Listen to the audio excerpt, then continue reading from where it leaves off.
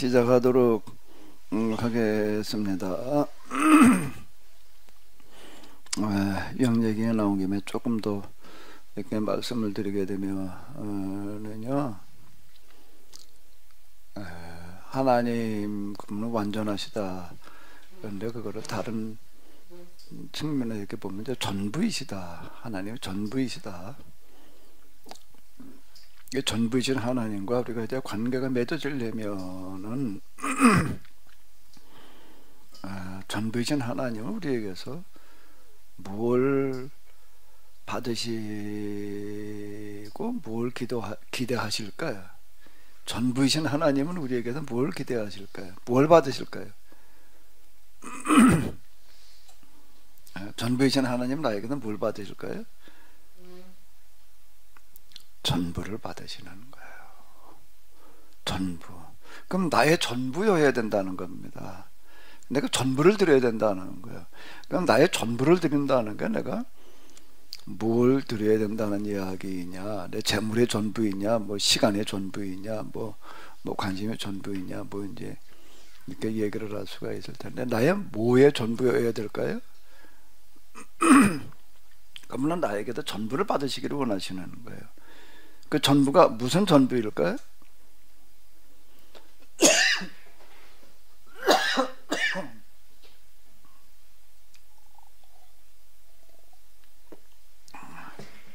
나의 어떤 전부를 그분은 요구하실까요? 하나님의 관심이 나에게 있어서 뭐가 돼가지고서요? 같은 관심이어서 그 관심이 나에게 뭐가 돼야 된다는 거죠? 전부여야 된다는 겁니다.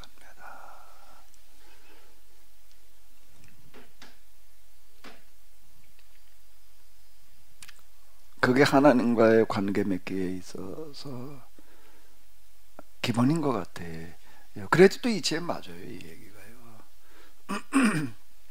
그러니까 하나님 그분을 섬긴다 라는 얘기가 뭘 어떻게 섬기는 거예요?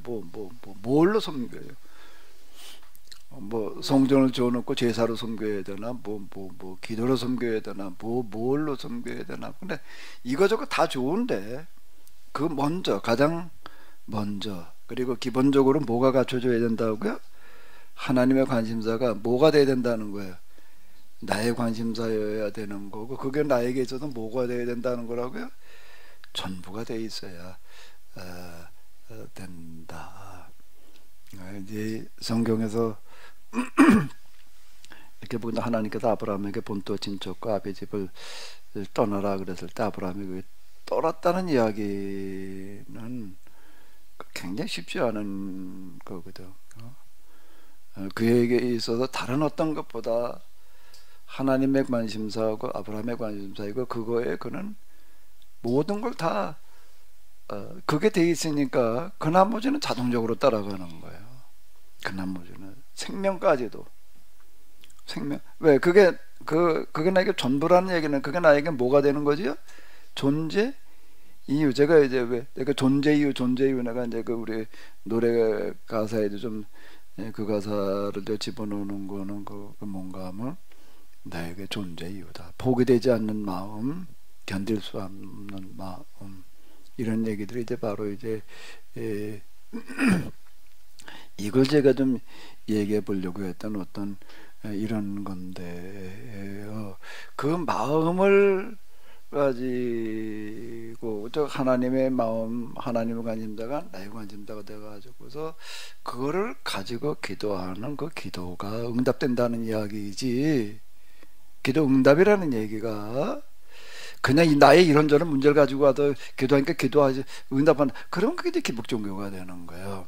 그냥 뭘 먹을까, 뭘 마실까, 뭘 입을까, 그거 가지고 기도하지 마라. 그건 이방인들이 기도하는 거고, 그런 기도를 가리켜 중원부원이라고 그러는 거라. 그거 말고 그건 다 이방인들이 가가지고 이렇게 구하는 거다. 다른 신한테 가가지고, 무당한테 가지고 구하는 거가, 우상한테 가도 구하는 거, 그런 거 구하는 거, 뭘 입을까, 뭘 마실까, 뭘 어떻게 할까 말이야. 뭐 그런 거 말고 뭘 구하라는 거야?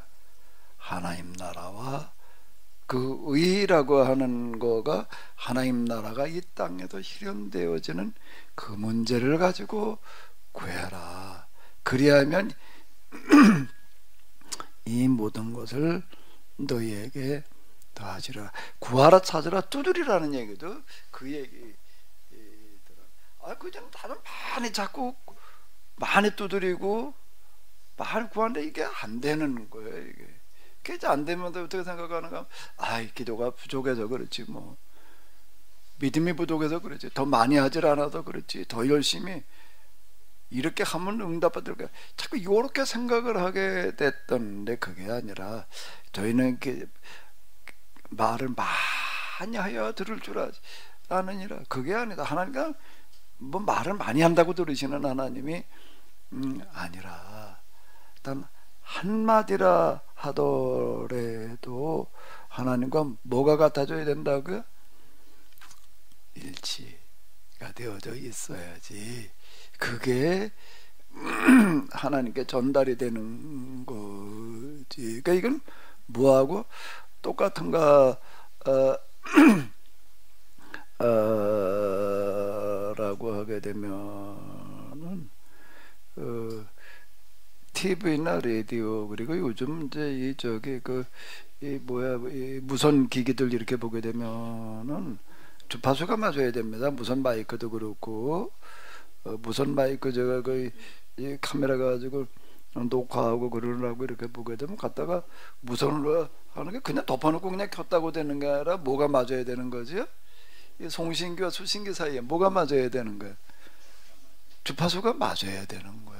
주파수가 안 맞으면 아무리 좋은 거를 갖다 놓고 내가 아무리 여기다 많이 떠든다고 해가지고 저쪽으로 수신기에 전달되는 게 아닌 거야. 주파수가 맞아야 되는 게 간단하고 단순한 이치예요. 하나님하고 뭐가 맞아야 된다고요? 주파수가 맞아야지 그게 하나님한테 기도가 전달이 되는 거지. 내가 기도했다고 전달된다고 자꾸 이렇게 생각을 한다. 믿음을 가지고 그냥 그저 좋은 뜻으로 구하면 그냥 자기 욕심으로 구하지 않고 그냥 이러면 응답이 될 거다라고 그냥 믿음으로 그냥 의심하지 않고 이렇게 생각을 하는데 주파수가 중요하다는 거야. 주파수가 맞아야 되는 거야. 주파수가 맞으면 그래도 그냥 뭐 조금만 얘기해도 그냥 얘기하는 것마다 전달이 되는 거예요. 주파수가 안 맞으면은요 아무리 떠들어봐야 그건 혼자 떠든 거에 불과하다. 그게 내가 하나님 나라와 그 의를 먼저 구하라 그 얘기 하나를 이해하는 게 참 뭐 쉽지를 않았어요. 그건 무슨 얘기인지 모르겠더라고. 어쨌든 그런 것 같아요. 바울이 어떻게 이제 그렇게 혼자서 그래 이 로마 제국을 그걸 뭘 어떻게 해보겠다고 생각을 했을까? 제 입장에서 이렇게 보이는 게 성령의 인도하심이 그걸 가능하게 했다라고 하는 건데요. 혹시 좀 하실 말씀 있으시면 좀 하세요.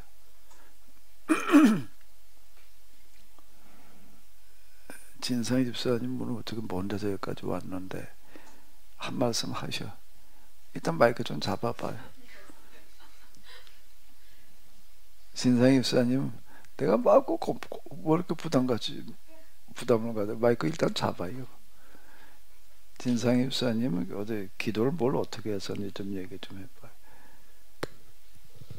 기도 뭐 많이 하지도 않았지만 제가 발등에 불 떨어진 문제만 보여가지고 그것만 기도 좀 했었죠. 발등에 불이 떨어진 거 그러니까 뭔지 말 안 해도 되고 근데 그거는 진상희 집사님만 그럴까? 어느 우리의 기도가 거기에서 벗어날 수가 있나? 쉽지 않아요. 쉽지 않은데 우리의 어쨌든 이 기도가 주기도문이 그 기도 아니에요. 뜻이 하늘에도 이루어진 것처럼 땅에서도 이루어지다인데 뭘 절대 나한테 묻지 말라고 그냥 몸도 당부를 하더니 왜 또 자청해가지고 마이크를 집어. 궁금한 게 있어서요. 목사님께서 지금 바울의 입장이 되고 또 아모스 등 모든 선지자들의 입장, 아브라함의 입장, 마음, 관심 그런 것들이 일치가 돼야지만 아브라함을 이해하고 또 바울과 기타 등등 다 이제 그분들이 하신 그 사역에 대해서 제대로 이해할 수 있는 그런 걸 말씀하셨는데 바울을 연구하고 모든 그 성경의 저자들을 연구하시는 모든 분들은 그래도 일단은 그분들이 어떤 입장에서 어떤 마음으로 왜 이런 일을 하고 이런 말씀을 전했을까 일단 그거부터 많이들 생각하시고 연구하시고 그럴 것 같아요. 그치만은 열이면 10사람 또 뭐 100이면 100사람 다 똑같이 그 바울에 관해서 같은 마음을 느끼고 같은 입장이 되고 그러지는 않잖아요.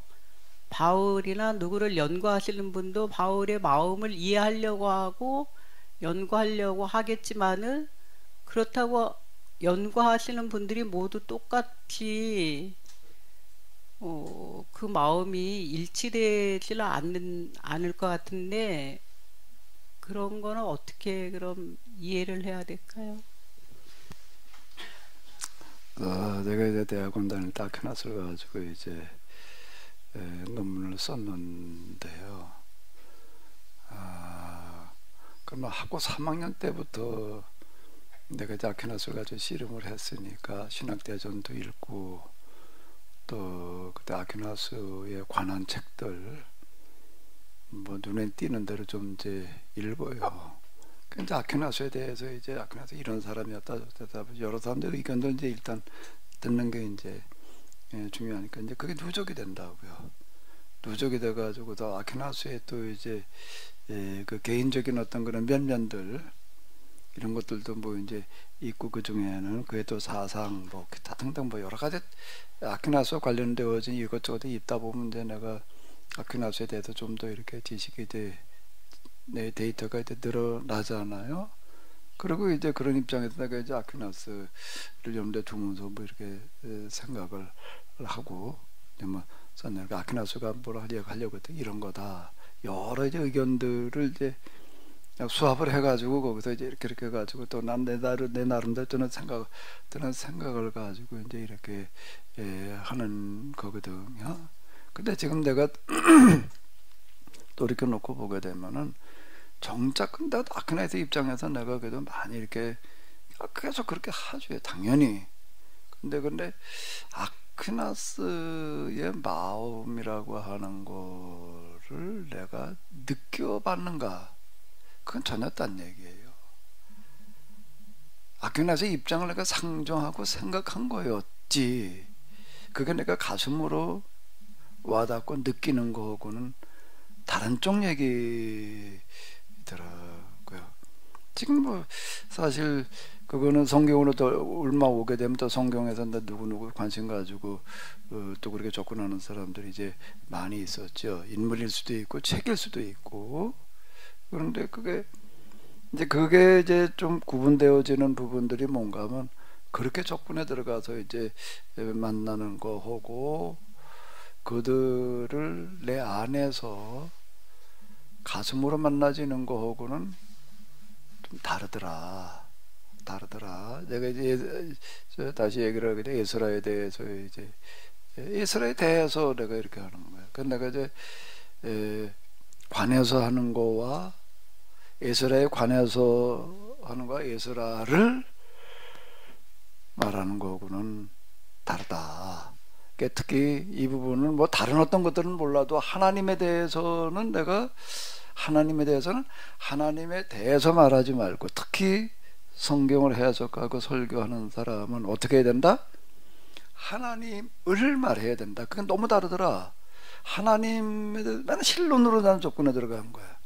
그 속성이 어떻고 뭐가 어떻고 이제 이렇게 이제 거기다 기독교 실론 기독교 신론이라고 하는 거는 뭔가 하게 되면 신론이라고 그럴 때는 일반적인 그런 이제 속성과 특징이라는 것들을 보는 거예요. 기독교 신론, 기독교 하나님만이 가지고 있는 다른 신들하고는 다른 거예요. 이제 근데 이런 거, 그 뭐 삼위일체지 이제 주로 그게 이제 전지 전능 뭐 이런 거 다 다른 신들이 다 있는 거예요. 뭐 완전하신 하나님, 사랑의 하나님 그건 일반적인 신의 특징이고 속성인 거 그거 말고 기독교만의 뭐 이제 이런 것들 뭐 그럼 내가 지금 돌이켜놓고 보게 되면 그게 내가 하나님을 아는 거였는가, 하나님에 관해서 아는 거였는가라고 할 때 하나님에 관해서 아는 거였더라는 거예요. 그건 제 입장을 돌이켜놓고 보니까 그렇더라는 거예요. 근데 이제 어느 순간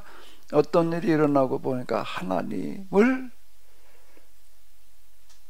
말하게 되더라. 하나님을 만나게 되더라. 하나님을 느끼게 되더라. 근데 요게 좀 차이가 난다. 그럼 이제 성경에서 하나님을 말하는 사람들이 있어요. 그러니까 다 똑같은가 조금씩 달라요.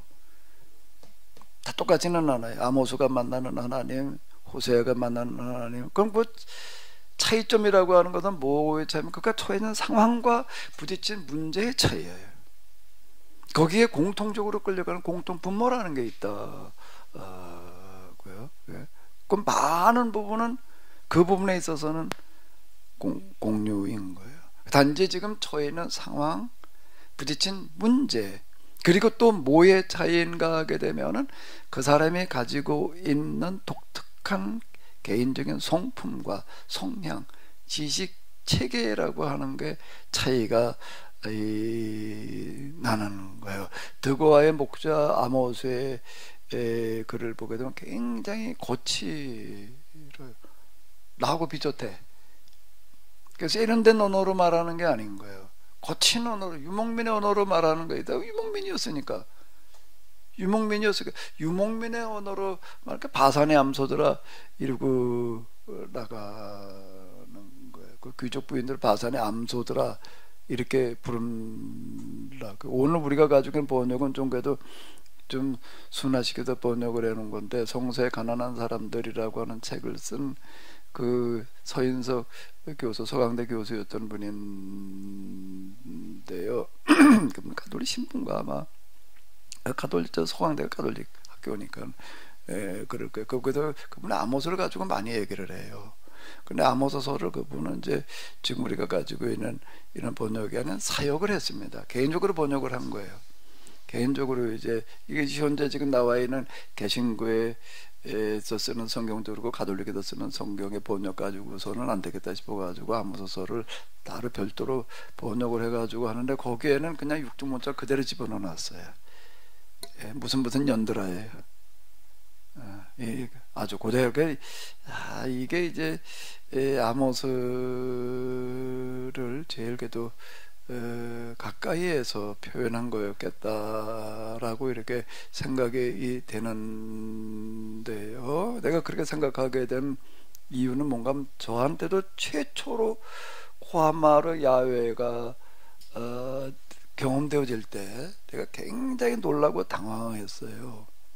그건 뭔가 오늘의 이 목회자들, 특히 목회자들과 그리고 이제 신학교의 이 교수들을 향한 그런 이제 이 말씀과 설교자들, 성경 해석자들을 향한 그런 말씀으로 이제 코하마르 야훼가 이렇게 경험이 되어지는데, 여기에 육두문자가 도움되는 거예요. 1인칭 화법으로다 그 말씀 이게 뭐 뱀들아 독사의 새끼들아, 이게 무슨 새끼들아예요 이거는요. 뭐 아주 그보다 더 심한 육두문자가 도움되고요. 무서운 저주예요. 그러니까 내가 이것 때문에 너무 놀라가지고서요. 난 이게 그때 그 코하마르 야훼 이런 걸 내가 경험해 본 적이 없으니까 처음 경험할 때 딱 그렇게 이제 그런 이 문장들이 이렇게 딱 주어지게 이렇게 되는데요. 내가 너무 놀라가지고 이거 내가 뭐 마귀에게 지금 내가 시달리나 보다. 내가 그때 육두문자와 저주가 어떻게 쏟아져 나오냐.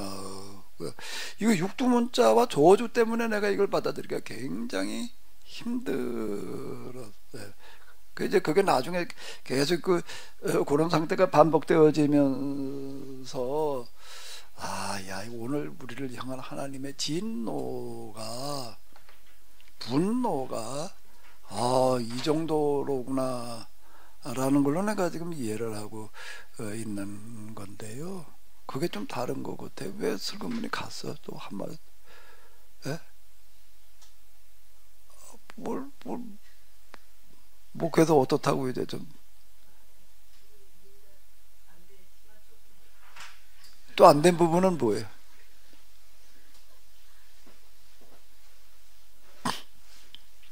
근데 지금 제가 지금 여기 성경을 해석해 나가는 거에 다는 아니지만 많은 부분은 직접 화법을 간접 화법으로 내가 바꿔서 말하는 부분들이 많아요. 그 부분이요. 그러니까 그 차이가 나는 거는 그 사람이 가지고 있는 성격, 뭐 기타 등등이 하나님의 말씀 대원하는데 다 똑같아지는 게 아닌 거예요. 그러니까 만약에 이게 하나님께서 주시는 말씀을 그대로 말하는 확성기, 스피커, 하나님은 마이크에, 그러니까 이제, 그리고 이제 예언자들은 스피커에 불과하다면 어때야 될까요? 똑같아져야 되는 거예요. 근데 그렇지 않다는 거예요. 그렇게 하시는 게 아니라 그 사람에게 단지 일치된 뭐가요? 마음, 하나님의 마음과 하나님의 마음의 많은 부분은 분노예요. 근데 그 사람을 통해서 나타날 때에는 그 사람의 뭐예요? 성향이 무시되는 게 아니라 그 사람이 가지고 있는 그런 것들을 기초로 해서 난다. 그러니까 내가 가지고 있는 언어 체계로다가 표현되게 돼 있어요. 그거 말고 난 그냥 가만히 있는데 하나님께서 그냥 내 혓바닥을 움직여 가지고도 말하게 하시는 게 아니라 내 인격이라는 거를 무시하지 않으시고 그대로 이게 이제 표현되게 하시는 것 같아요. 그 부분이요. 근데 이제 경우에 따라서는 구체적인 단어와 문장이 주어질 때가 있어요. 근데 대부분은 그렇게 구체적인 단어와 문장이 주어지는 게 아니고 그 마음이 주어지는 거예요. 그래서 그 마음을 가지고 이제 말하게끔 되어져 있는 것 같아요. 제가 경험한 바에 의하면 그래요. 그리고 각자 예언서를 읽어보면 또 다 그랬던 것 같아. 왜? 서로 차이가 나니까. 이사야 같은 사람은 좀 그래도 상당히 지적인 그런 사람이었기 때문에 이제 그런 식으로 얘기를 하는 거고. 예.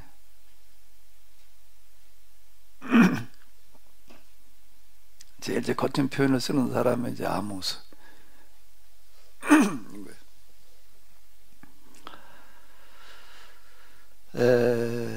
자, 뭐 더 말씀이 없으신가요? 그냥 뭐 필요하시면 말씀하셔도 됩니다.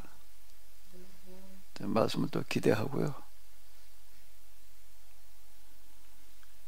자, 그런데 이제 여기 지금 우리가 바울 같은 경우에도 이렇게 보게 되면은요, 경우에 따라서는 하나님께서 이제 앞날에 일어난 일들을 다 내다보면서 말씀하게 하실 때가 있어요. 그건 이제 그 예언자들에 따라서 이제 이렇게 다르거든요. 하나님께서 많이 내다보면서 일어난 일들을 이제 쭉 얘기하게 하시는 경우, 특히 엘리사 같은 경우가 이제 대표적이었다라고 이렇게 이제 보여지는데요. 이 선지자들마다 좀 특징들이 다 다릅니다. 다른 거는 뭐가, 그 차이는 어디에 있는가라고 하게 되면 주어진 상황과 사역의 특징이 다르기 때문에 이제 그런 거예요.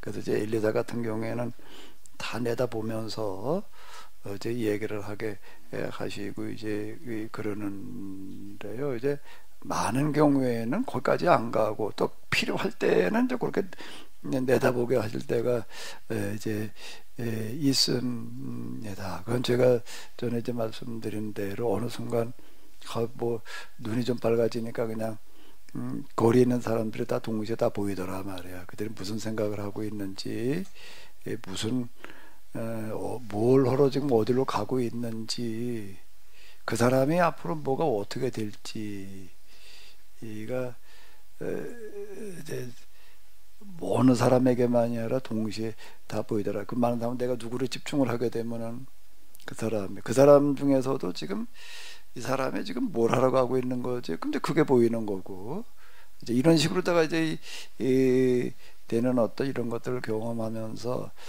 예수님께서 베드로를 향해서 내가 오늘 다 굴기 전에 3번 나를 모른다 하리라. 이게 이제 이런 상태니까 이제 그렇게 보이는 거예요.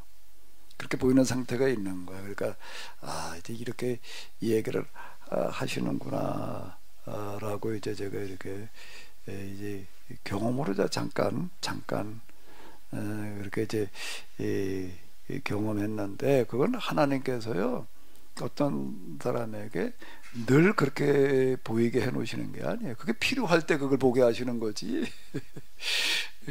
늘 필요할 때 그렇게 보게 하시는 거죠. 늘 그렇게 돼서 굉장히 불편해요. 그죠? 내가 진상이 있으면 그렇게 쳐다보고 있으면 어떨까? 그건 내가 전혀 말씀을 안 하지. 전혀 내가 말을 안 하지. 내는 불편한 거야, 그게. 내가 진상 입사님 지금 생각을 모르고 있어야지. 내가 그걸 다 알고 있어봐. 얼마나 불편해. 그러니까 그거는 필요할 때만 그렇게 하시는 거더라고요. 그런데 뭐 전에 했던 얘기인데, 그렇게 보일 때에 그럼 누구를 하나님께서 만나게 하시는가라고 한다라고 하게 되면, 길 잃은 양을 찾으러 왔다라고 하는 어떤 그런 부분들이 바로 이제 지금 그들의 그 부르짖음과 탄식이 하나님께 이어져 있는 사람인 거예요. 그냥 아무나 그냥 지금 아주 뭐 불쌍하다고 해가지고서 그냥 찾아가게 하시는 게 아니라, 불쌍한 사람이 세상에 많죠. 근데 불쌍한 사람들 가운데에서도 그들의 관심사가 누구하고 맞닿아 있는 사람이야?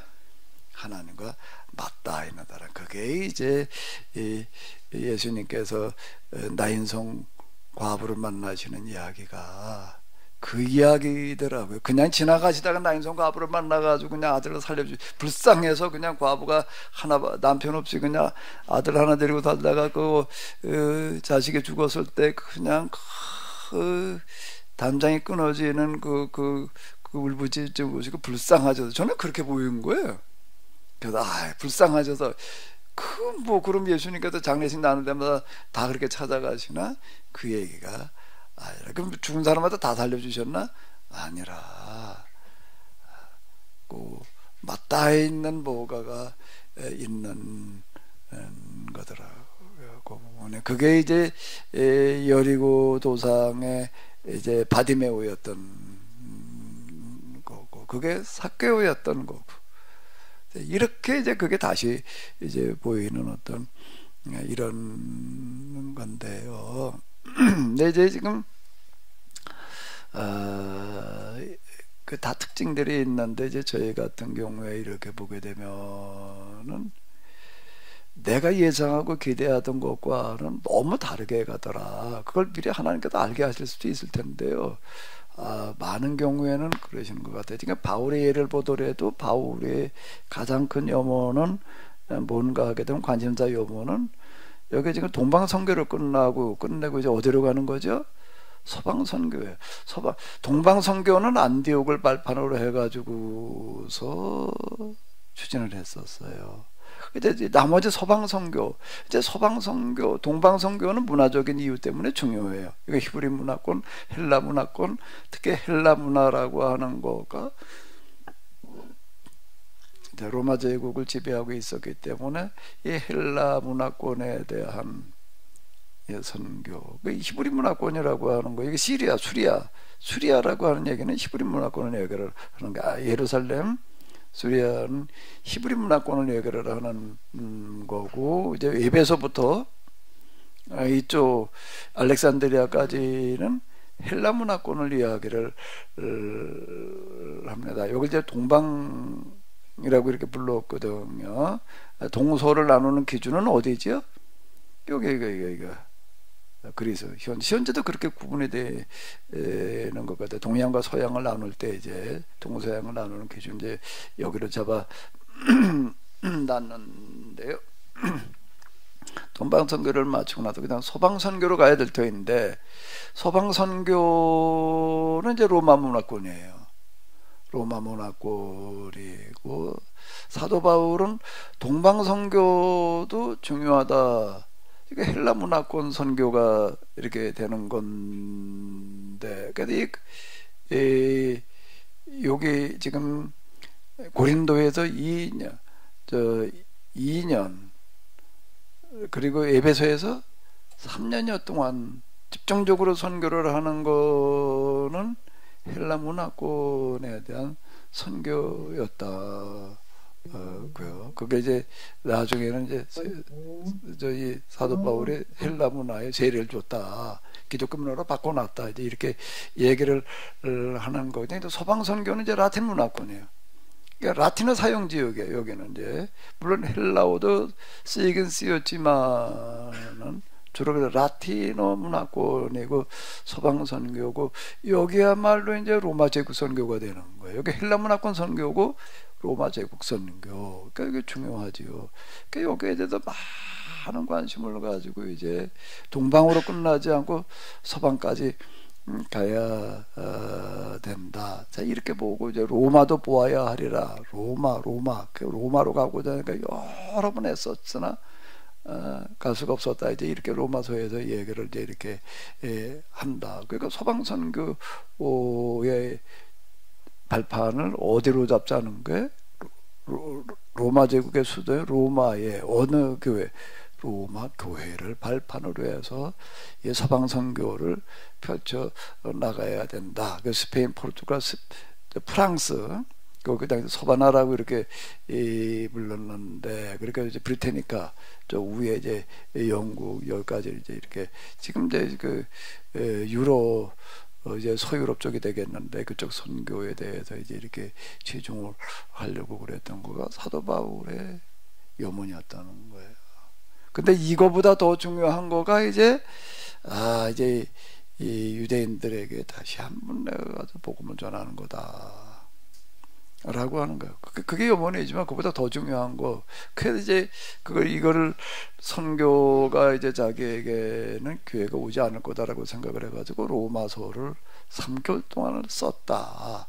그걸 이제 선교를 해볼까, 이걸 대신해 가지고서 이제 서신으로다가 이제 그 역할을 하게 하자. 이게 우리의 기독교 신앙이라는 건 자기 알고 있는 부분에서 이러이러한 거다라고 하는 거다 총 정리를 해놔서 이제 그걸 최초의 이제 조직 신학 이제 이렇게 얘기를 하는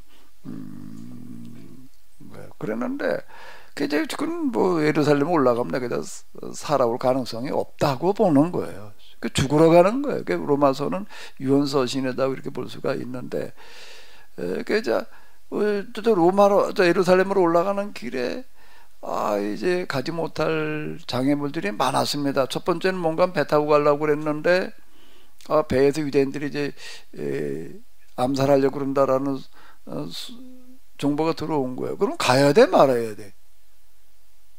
가야 돼 말아야 돼? 이건 뭐 가지 말아야 되구나, 가지 말라는 거구나, 이렇게 받아들일 수 있을 텐데, 그러니까 또 육로로 돌아서 걸어서 가는 거야. 또 가는 데마다 교인들이 하나같이 뜯어말리는 거야. 그것도 뜯어말리는데 어떤 사람들이 뜯어말리는가라고 해서 예언하는 사람들이 뜯어말려. 그때 예언자들이 있었으니까 성령께서 지금 뭐라고 말씀하시는가 하면은 가지 말라고 그러신다. 거기 올라가면 당시 죽는다고 얘기를 하신다. 그러니까 가지 말라는 얘기다. 이제 딱 이렇게 받아들여가지고 하나같이 가지 말라고 그러는 거야. 성령께서 말씀하시는 거야. 근데 또 사도 바울은 어떻게 하는 거예요?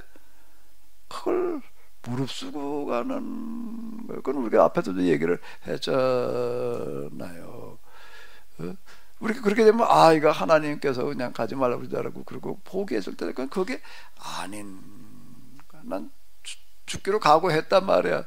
그러니까 더 이상 이제 말해봐 안 들으니까 더 이상 이제 말하기를 포기했다. 이제 이렇게 써놓고 있다. 그래서 산 가도 죽을 고비를 많이 넘겼는데, 그럼 하나님의 입장에서는 바울의 이런 결단도 결단이지만 바울은 고집도 굉장히 셌던 것 같아. 이건 고집이 아니면은 못해요. 이렇게 하는 거는요.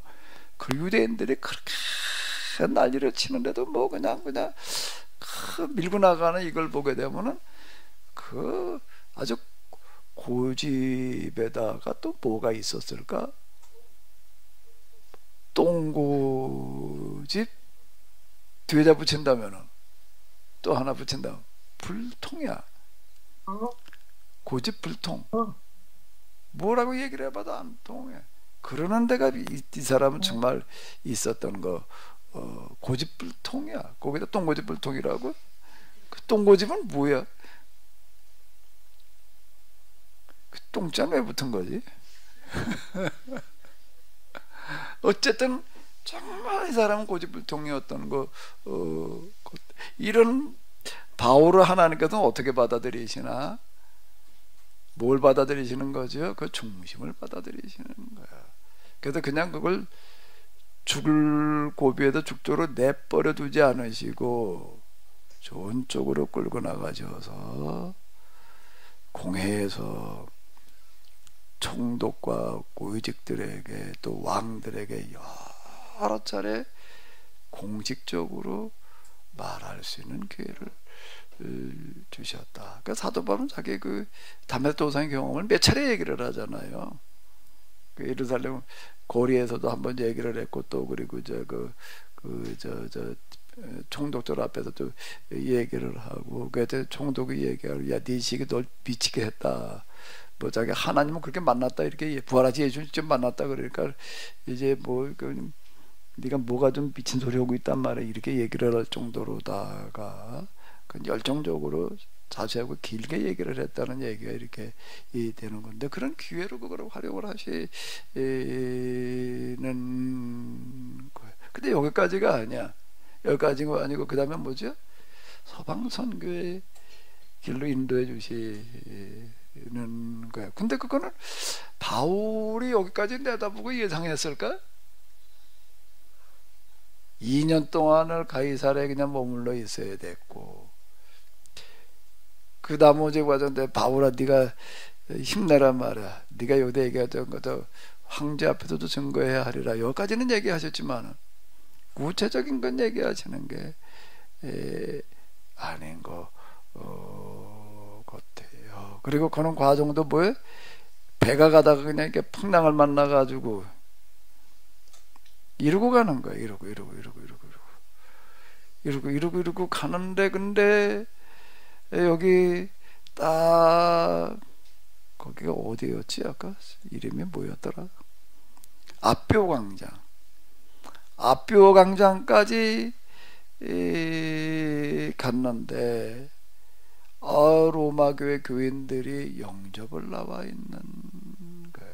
영접을 나와서 자기를 뭐처럼 받아줬다고요? 개선 장군처럼 받아주는 것을 보고 하나님께 감사드리면서 힘을 얻었다. 그렇게 얘기하는 부분을 보니까는 여긴 전혀 사도 바울이 예상하지 못했던 것 같아. 그게 하나님께서 이런 방식으로 이끌어 가시는 것 같아요. 신분은 뭐예요? 제수의 신분. 그런데 또 이거를 받아들이는 또 교인들은 뭘로 받아들이는 거죠? 그거를요? 이거 제수가 왔다고 받아들이지를 않고요. 제수가 재판받으러 왔다고 받아들이지를 않고 뭘요? 개선장군으로. 여기는 바울이 세우는 교회가, 바울이 세운 교회에서 그랬다고 그러면 그냥 당연했다라고. 바울이 세운 건 상관없는 그런 교회에서 교인들이 바울을 그와 같이 직사처럼 영접해 주었다. 자, 이제 그걸 바울이 보고 하나님께 감사드렸다라고 얘기를 하는데, 이제 하나님께서 인도해 가시는 방법의 한 특징인 것 같아. 이래가지고 이제 바울은 어디에 도착하는가 하면 로마에 도착을 하는 비돌이 저 로마에 오는 거예요. 이 14일 동안 뭐 이 풍랑에 떠밀려 갔다고 그랬나?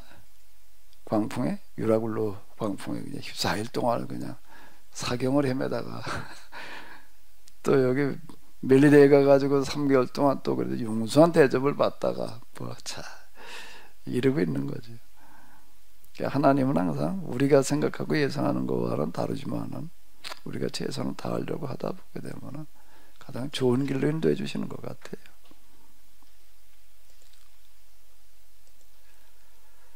우리가 로마에 도착하자 바울은 경비병 한 사람의 감시를 받으면서 따로 지내도 좋다는 허락을 받았다.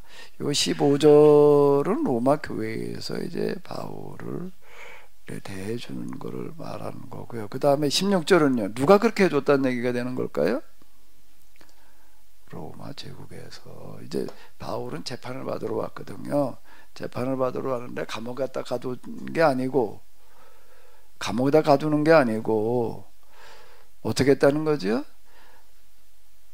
경비병 한 사람을 감시를 한 사람 갖다 붙여주는 거예요. 형사 한 사람 갖다 붙여놓고 따로 지내도 좋다는 허락을 받았다는 건 뭔가 하게 되면 가서 집을 하나 구해가지고 감옥이 아니고 감옥에도 독방에 있었다는 얘기가 아니고 그냥 일반 가옥에 거주하면서 지낼 수 있도록 허락을 받았다. 어떻게 이게 가능했을까? 거기 로마 황제 재판 받으러 온다고 다 이렇게 해주는 게 아니에요. 이건 특별한 대접이었다는 겁니다. 이게 어떻게 해서 가능했을까? 진상희 집사님의 진상을 좀 말해봐요. 어떻게 해서 그게 가능했을지. 그 답이 아니고 저도 궁금한데 로마 신도들이 어떻게 뭐 바울의 가르침도 없었는데 개선 장군처럼 맞이했고 지금 목사님 말씀하신 대로 그렇게 따로 지낼 수 있도록 그런 조건을 허락했는지 궁금합니다. 궁금한 것만 말고 생각을 얘기를 해보라고. 생각은 없습니다. 일단 로마 교인들이는 반응을 보이는데 가장 크게 역할한 건 뭘까요?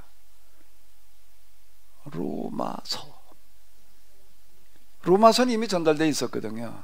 그죠? 로마서는 이미 전달되어져 있었고 그 로마서를 로마 교인들은 어떻게 받아들였을까요?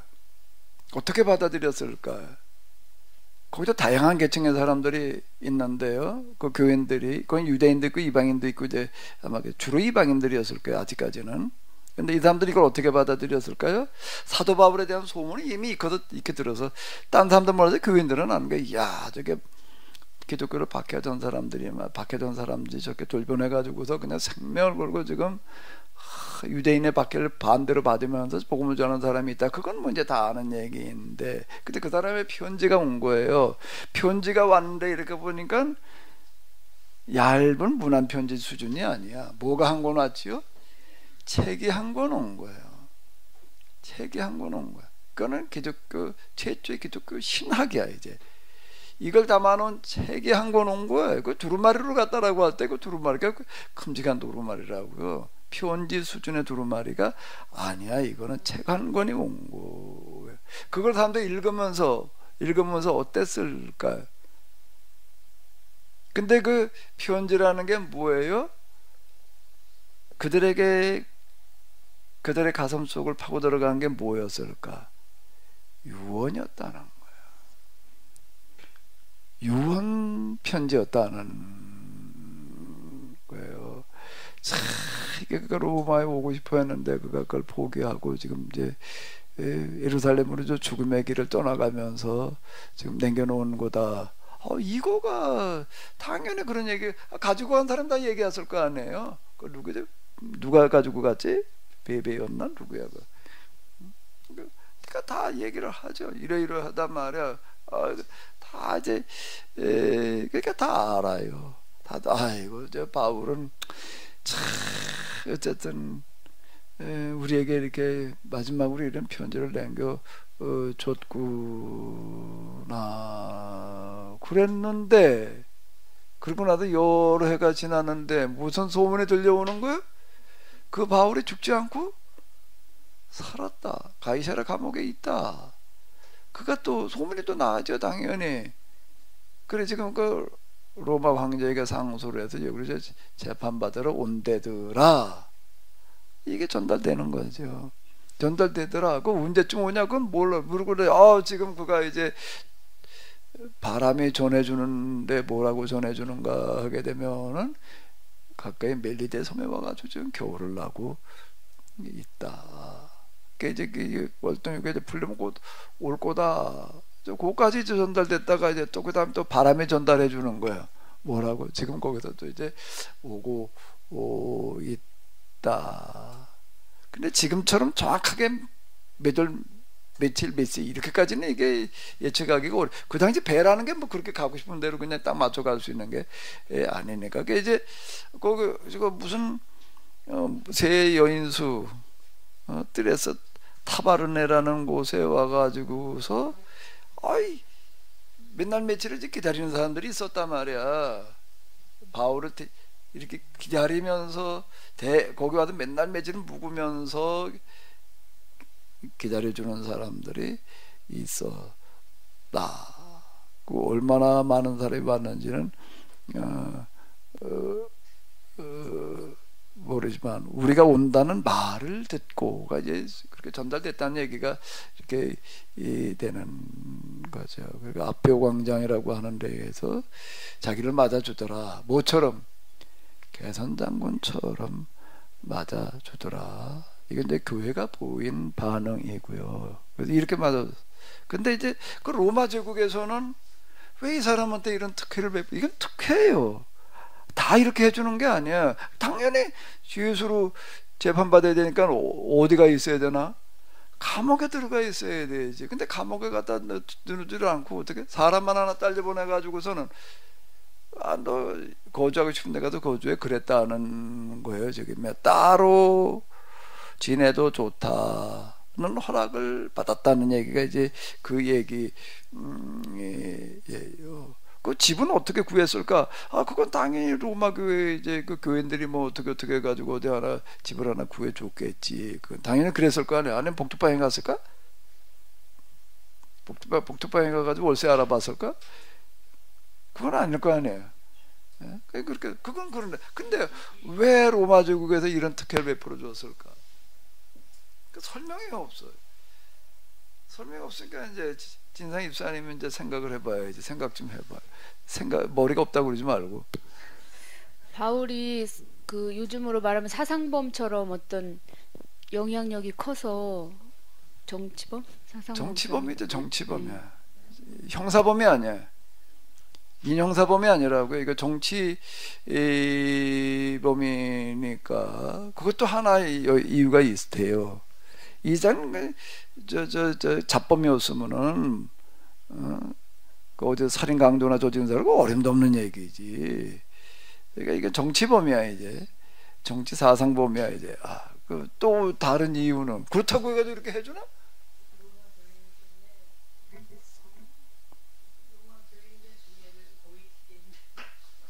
또 얘기를 해봐요. 그 당시에 저는 궁금해서 또 여쭤봅니다. 로마의 그 교회가 그럼 이렇게 하나밖에 없었나요? 아니면 여기저기 이렇게 흩어져 있는 작은 교회도 있고 또 큰 교회도 있고 여러 개가 있었나요? 아니면 로마 교회 하나만 있었나요? 몰라요. 예. 그런데 거기 아마 지도자가 한 교회가 큰 교회가 이제 있고 또 이게 있고 뭐 좀 그랬을 수도 있었는데 일단 그 당시 그 우리가 추측해 보면 로마 교회에는 상당히 많은 교회들이 있었다라고 하는 거예요. 그럼 거기에는 지도자가 따로 없었나요? 그 당시에는? 그 당시에는 그 이 교회 이제 장로라는 사람들이 있기도 했겠지만은 주로 뭔가 하게 되면은 큰 교회는 사도들이 돌아가면서 이제 이렇게 가서 좀 그러니까 베드로가 여기가 있었다. 담임하는 담임자는 있고 그걸 장로라고 부르는 거예요. 장로님은 계시고 장로라고 부르고 또, 또 이제 필요한 경우에 주로 여기 워낙 여긴 큰 지역이니까 이제 사도들이 가서 베드로가 여기가 있었다는 얘기가 그 얘기가 되는 거예요. 그렇게 됐지요.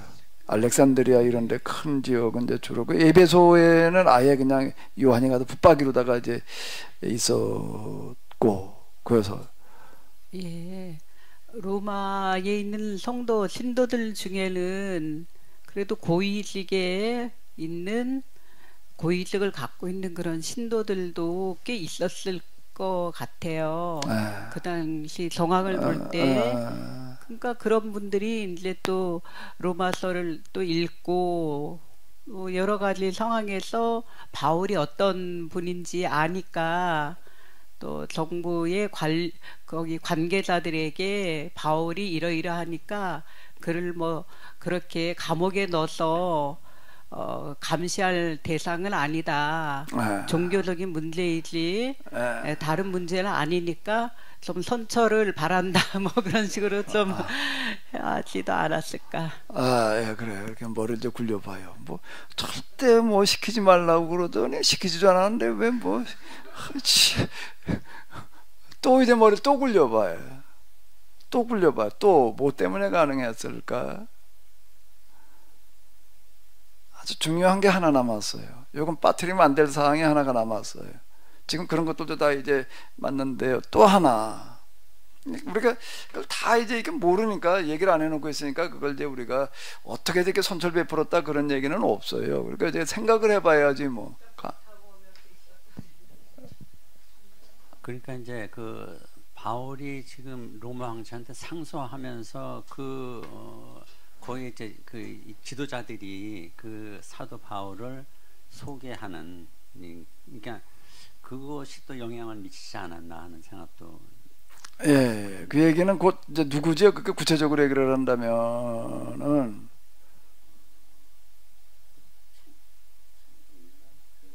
자 일단 여기 이제 바울이 도착을 했어요. 그럼 이제 인수인계를 해야 될 거 아니에요.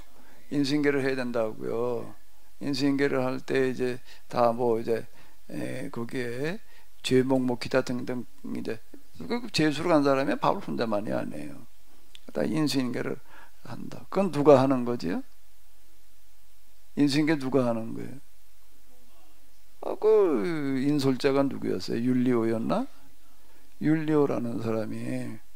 그러니까 율리오라는 사람이 이제 특별히 인솔자가 돼가지고서 가이사르로부터 지금 이제 인솔해가지고 이렇게 가는 거거든요. 그 사람이 가가지고 인수인계를 해야 된다. 소리고 뭐고 다 냉겨주고 다 냉겨줘야 될 거 아니에요. 그래서 거기 대부분 갖다 감옥에 넣었어요. 대부분은 감옥에다 당연히 감옥으로 가야지. 근데 바울은 예외적인 처분을 받았다고요. 그럼 여기에서 제일 중요한 역할을 한 사람은 누구일까? 지금 금방 얘기한 대로 그 로마 교인 가운데 그래도 좀 고위직이거나 고위직과 좀 뭐 연통된 사람이 있어가지고서 어쩌고 저쩌고 도 생각해 볼 수 있지만 그거보다 1차적으로 중요한 영향력을 행사하는 사람이 누구죠? 인솔자 율리오인 거. 인솔자 율리오가 뭐라고 보고를 했을까 몰라. 근데 우리는 이제 여기서 이제 충분히 추측해낼 수 있는 부분에 있는 거예요. 뭐를 보고를 같이 했을까? 당연히 뭘 보고를 해야 돼? 오는 과정을 보고를 해야 되는 거예요. 우리가 이러고 왔다. 오는 과정에서 우리가 이러했다. 이러했는데 뭔가 하면 알렉산드리아로부터 오는 배를 타고 우리가 이제 오다가 광풍에 밀려가지고서 다 죽을 뻔했다. 사실 다 죽을 뻔한 게 아니라 다 죽었었는데 그런데 어떻게 살았다? 이 사람 때문에 우리가 살아났다.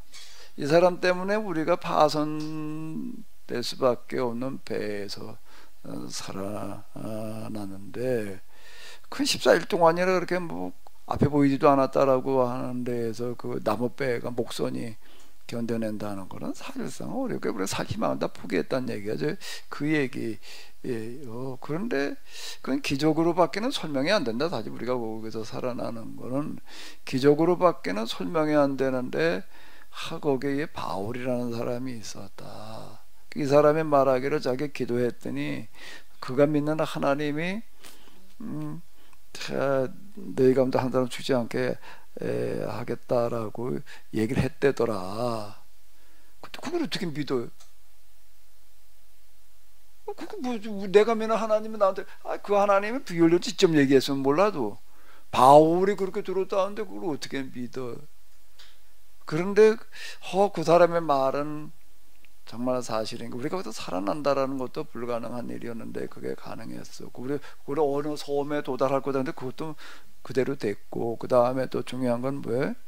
멜리데라는 섬에 도착해서 이 사람이 하는 일을 보니까 그가 한 말이 사실이라고 믿을 수밖에 없다.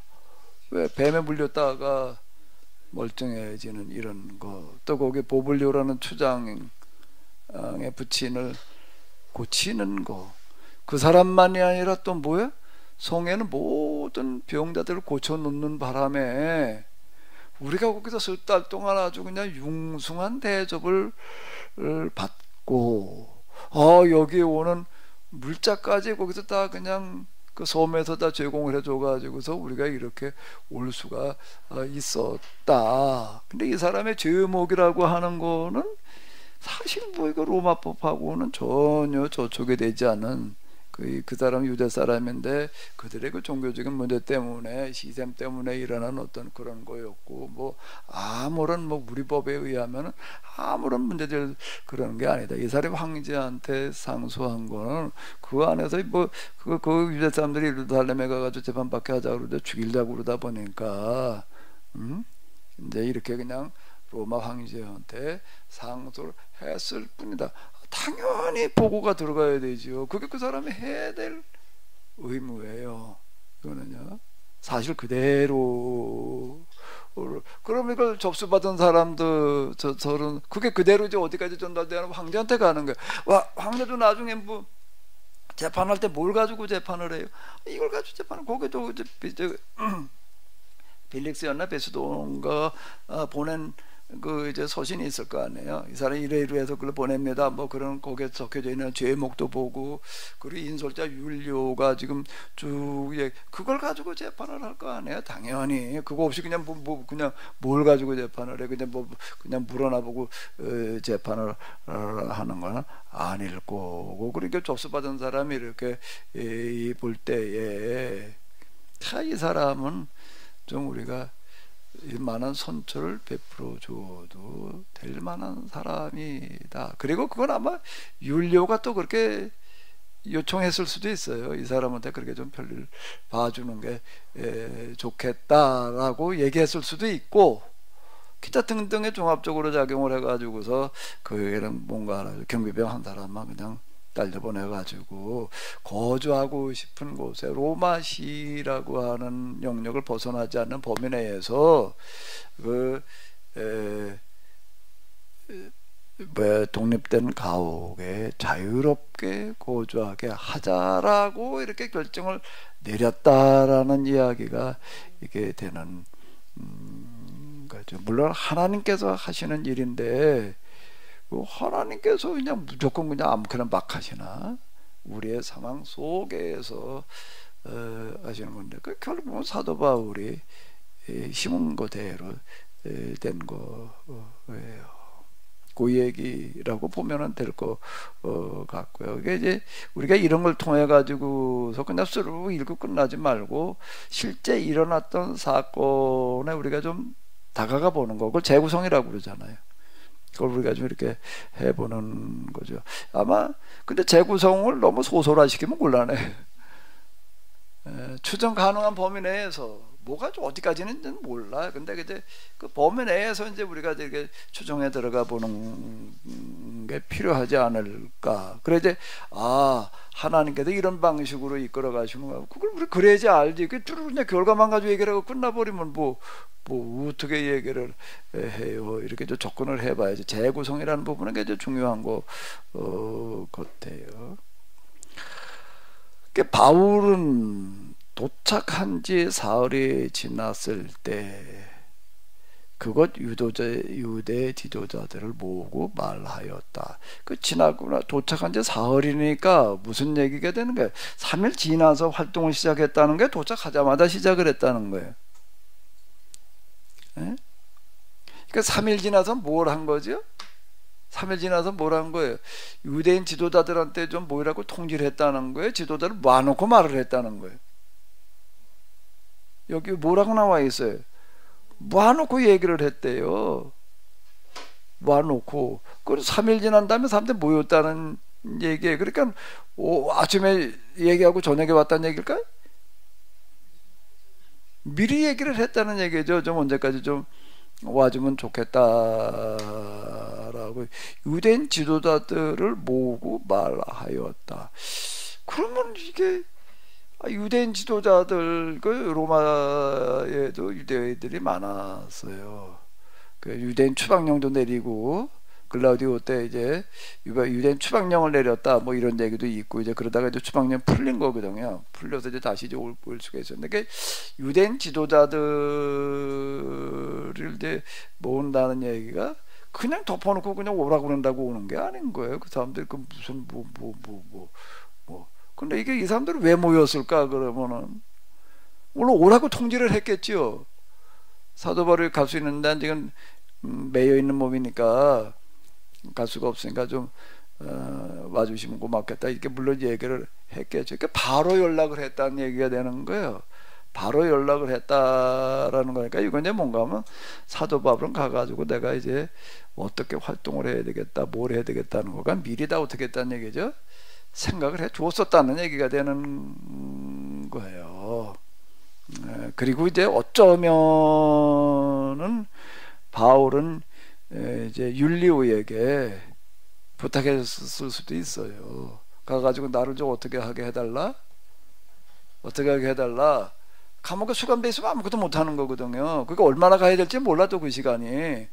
그건 뭐 수감돼 있다고 바로 그 다음날 가서 재판 받는 게 아니거든요. 로마 황제한테 가서 직접 재판 받는 건데 그게 또 몇 달 몇 년 걸릴 수도 있는 거예요. 그게요.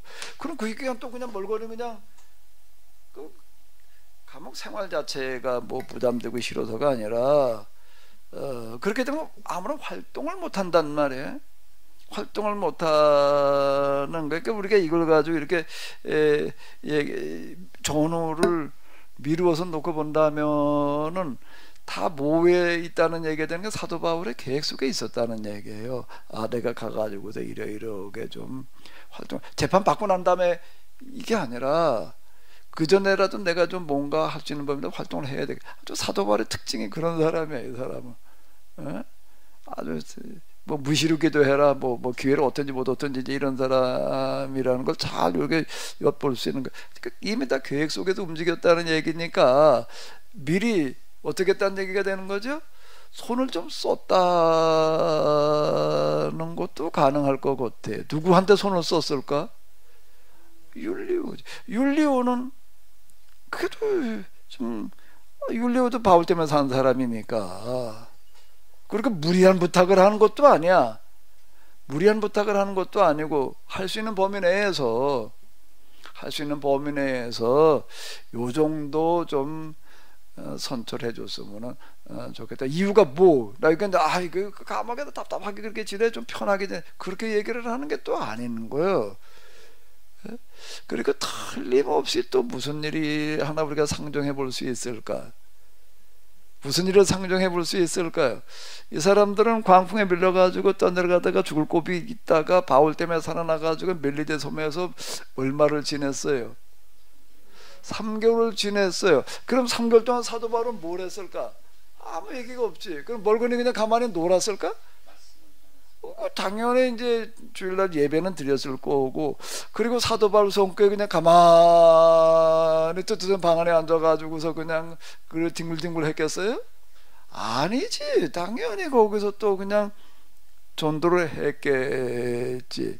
근데 사도 바울에 대해서 사도 바울의 얘기에 먹혀 들어갈 수 있는 사람들이 뭐 보블리오 그때 섬 사람들한테도 엄청나게 먹혀 들어갔을 거예요. 그러니까 여기 큰 교회가 하나 생겼다고 지금. 그죠? 당연히 그랬을 거 아니에요.